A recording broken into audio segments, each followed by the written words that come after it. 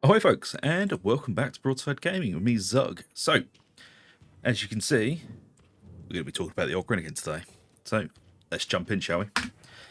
So, if you've been following the channel, this is probably something you never thought you'd see from me. And that is a slab shield build. But I've been having a lot of fun with it. After a good friend of the channel and one of our esteemed members, Tent, he showed me his build, and I thought, I'll give it a go, And it's actually incredibly fun. So we'll jump in and I'll explain how it works and what we're looking at. So, first of all, obviously, the slab shield. And what do we want in this? And I will show you a damn near a god roll. And then I'll explain why I'm using the other one. So this is basically exactly how you want your slab shield to look. You want flak damage, unarmored, brutal momentum, and skull crusher.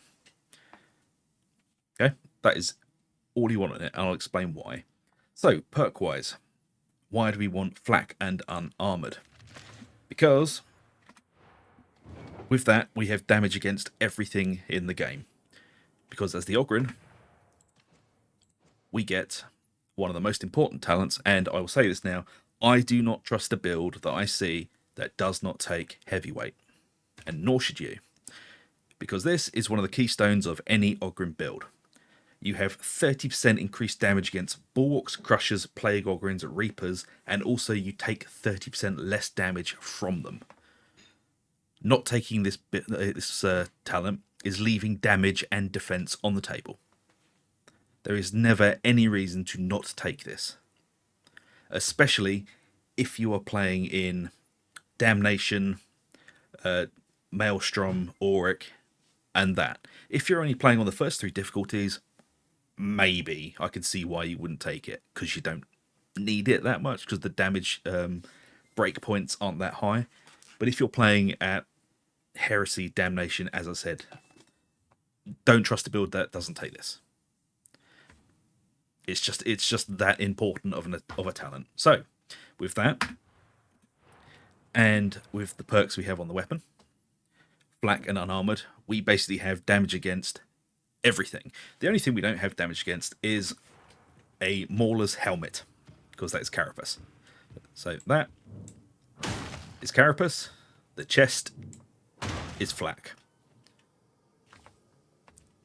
So that's the only thing that we don't have a plus against, but it doesn't matter because we are outputting enough damage with this build, even with the tank variant, that they are going to get swept up in mixed hordes and not be a problem at all. This build has been thoroughly tested in Damnation, Maelstrom, and Auric difficulties. So, we have an extremely well-rounded damage pool with this build. And blessings-wise, you want brutal momentum, 15% weak spot damage. Weak spot kills also ignore enemy hit mass, which means we punch through them. And that means we hit stuff that is behind the enemy. They have changed how brutal momentum works. It used to be incredibly broken, especially on the Zealot Atox build, or Antax, whatever it was. I can never remember the two axes. The blue axe. And it used to basically mean you get one headshot and everything around you takes a headshot as well. So it was incredibly broken. But it is still very, very good, especially for the slab shield. It means we are punching through everything, getting a lot more cleave. Skull Crusher, target receive 4 stacks of plus 10 damage if already staggered. The slab shield is a stagger machine, especially with how we are building it. So the one reason I'm not using this version, even though it is the best version, is I'm testing the difference between the cleave damages. As you can see, the cleave damage on this is slightly lower than I would want, but on this version, it's basically perfectly rolled here, but not quite here. Because weirdly, we do actually want the defense to be the lowest, as it's very good for blocking gunners, but it's mostly going to just shred through our stamina anyway. So you need to not use this thinking that it's just one and done, block, nothing can hurt you. You still have to use this like any other melee weapon. You do get quite a bit of leeway in being able to block and just to soak some hits from a gunner, but still your best chance of survival is to not get shot in the first place. So, but you know, if you're down a corridor and something is shooting at you, obviously you can block and push forwards and then stagger them to get them to stop. But don't just stand there. And for the love of God, do not do this. The extra action button ability is you plant your shield. This is completely pointless. And all you're doing is hindering your team. Each soul is a count. Shut up, Stephanie. And all you're doing is nothing. The only way to survive in this game is to kill everything and take as little damage as you can. And all this does is make you a very big target, and you're not helping your team. Because the whole point of a Slab Shield Ogryn is to get in there and disrupt everything. Your job is to make sure your team does not get beaten to hell.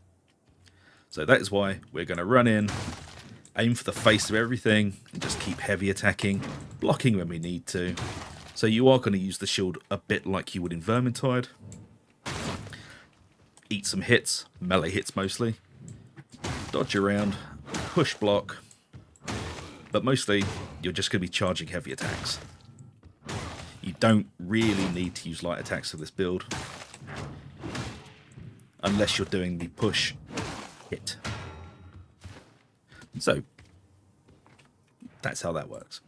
So we're going to jump in and have a look at some of the other bits. So, as I said, the reason I'm using the other shield is because the cleave damage is quite low. Well, a bit low.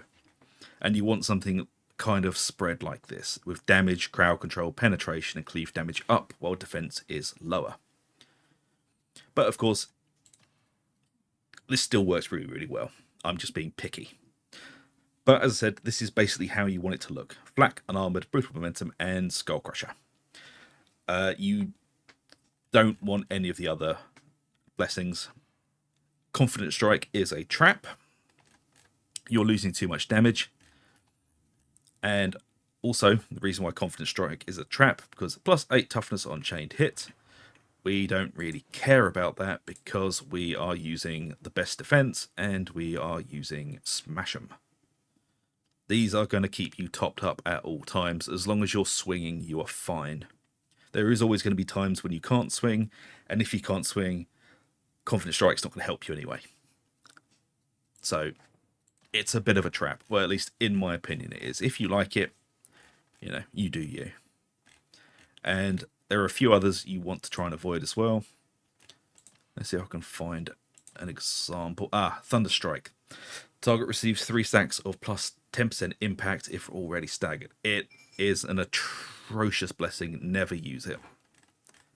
It is a massive, massive trap. It does not help us. I'm going to explain why impact does help us, but why it doesn't help us in the blessing form. But I'll do that when we go through the build. And obviously for the ranged weapon, because I'm, if nothing but predictable, I'm still using the kickback because I can just snipe anything with this in 1 to 2 shots. You know, and I mostly use this to kill netters or trappers, bombers, snipers. That is what this is for.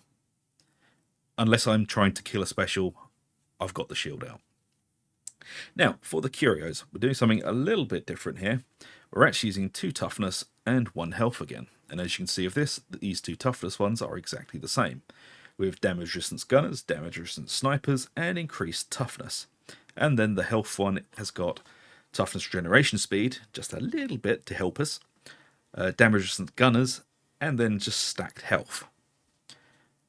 Now I'm doing this because we're also going to be generating a lot of toughness with our talent points.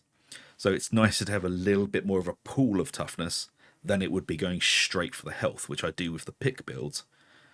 But with the pick builds, we have far less defense, so the health is there to help with the chip damage. We're not going to be taking as much chip damage, which is why we can afford to take 2 toughness curios, which will keep us topped up.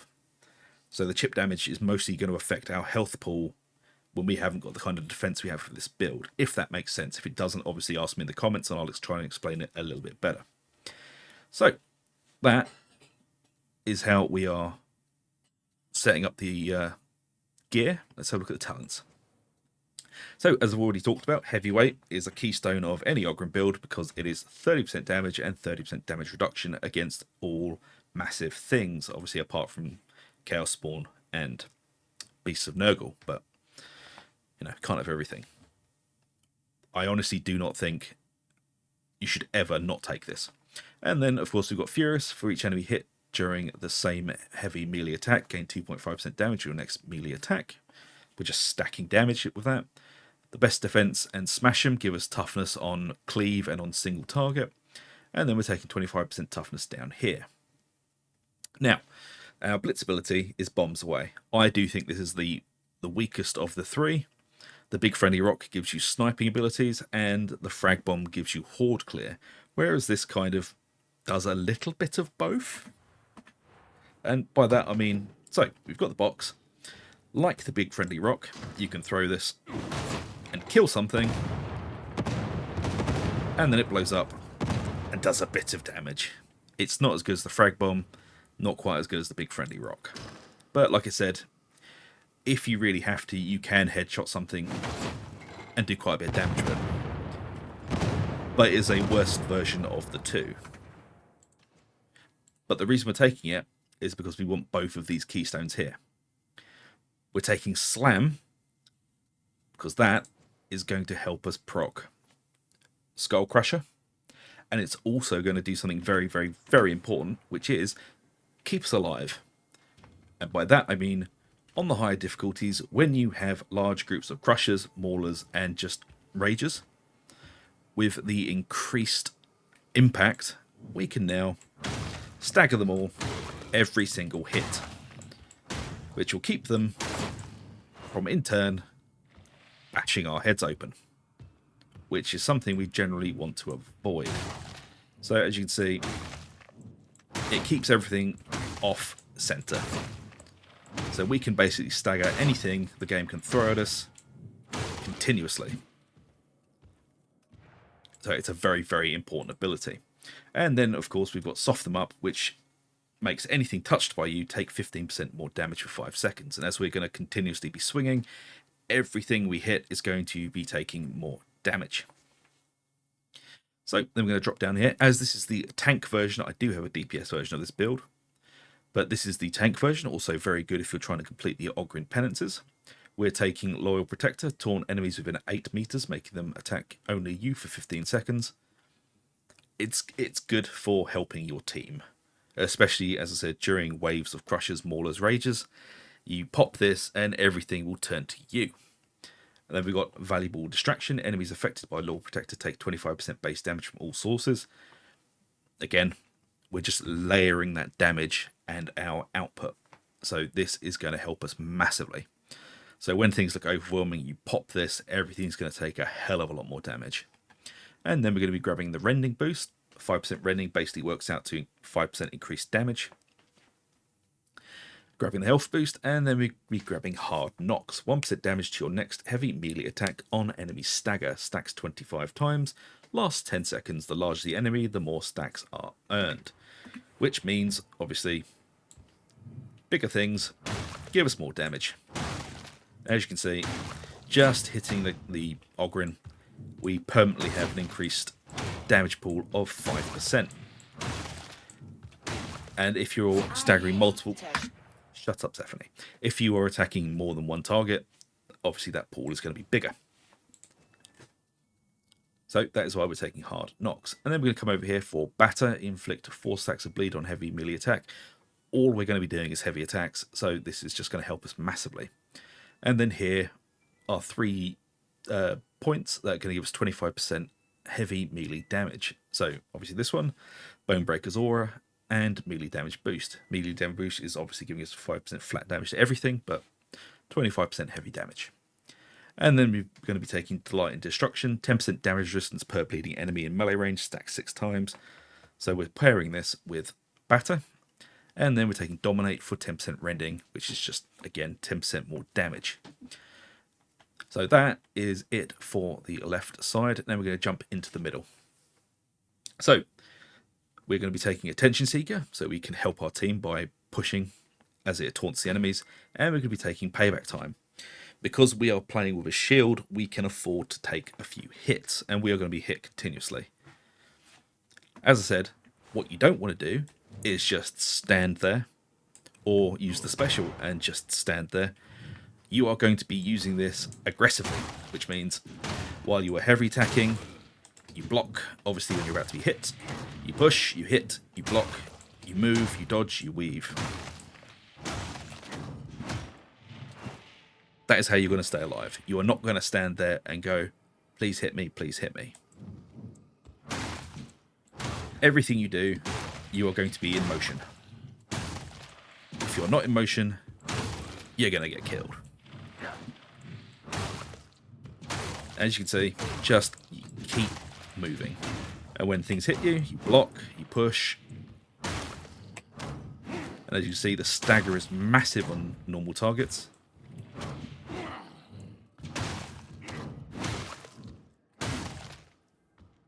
Like that. Right, let's jump back into it. So, that is why we're taking those. The 20% damage increase, you will find it is up more often than not. It's going to be up for quite a lot of the time, especially if you're playing on higher difficulties. Yes, Bruiser is very good for the cooldown ability on Loyal Protector and getting that. But that is basically, this is a permanent 20% damage increase while you're in combat, because you're going to be hit continuously. Whereas this is on cooldown for 45 seconds. And reducing that down a bit by 5%. It just works out, payback time gives you more damage than valuable distraction. Get stuck in, obviously, this is a personal choice. You don't have to use this. You could change this point here for too stubborn to die if you want a lot more survivability.